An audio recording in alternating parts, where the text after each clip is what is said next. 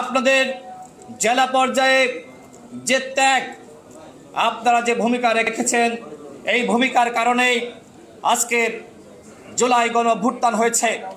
এই গণঅভ্যুত্থানে 2000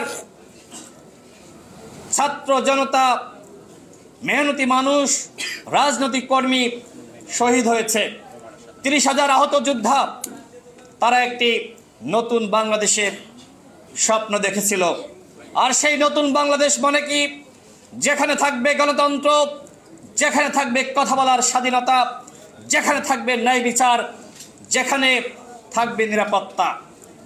71-এর মহান মুক্তিযুদ্ধ, যে যুদ্ধ আমাদেরকে 3টা মূলনীতি উপহার দিয়েছিল: সাম্য, মানবিক মর্যাদা, সামাজিক সুবিচার। আজকে স্বাধীনতার 53-54 বছরে এসেও আমরা সাম্যের ভিত্তিতে ন্যায় বিচার সম্পন্ন একটি মানবিক মর্যাদার বাংলাদেশ গঠন করতে পারিনি। যদি 71-এর স্বপ্ন পূরণ হতো, তাহলে এই 24-এর বিপ্লবের প্রয়োজন হতো না। 71 সেই শেখ হাসিনা কিভাবে ব্যর্থ করার চেষ্টা করেছে আপনারা সকলে জানেন। স্বাধীনতার সপক্ষের শক্তি, স্বাধীনতার বিপক্ষের শক্তি এই ধোঁয়া তুলে এদেশের জনগণকে বিভক্ত করেছে। আমরা 24-এর পরে আর কোনোভাবেই আমরা বিভক্ত থাকতে চাই না। এখন প্রয়োজন একতা, এখন প্রয়োজন ঐক্যবদ্ধ জাতি। এইবার যদি আমরা নতুন বাংলাদেশ গঠন করতে না পারি, তাহলে এই গণঅভ্যুত্থানের স্বাদ এদেশের জনগণ গ্রহণ করতে পারবে না।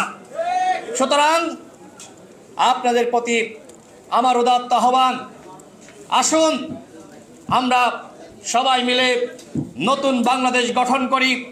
আমরা সবাই মিলে সাম্যের ভিত্তিতে একটি ন্যায় বিচারের রাষ্ট্র গঠন করি।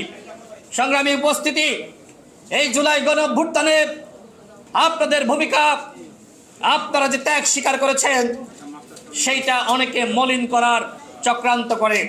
কিন্তু ইতিহাসে আপনারা দেখেছেন যে কারুর ত্যাগকে কেউ কখনোই ছোট করতে পারে নাই, মলিন করতে পারে নাই।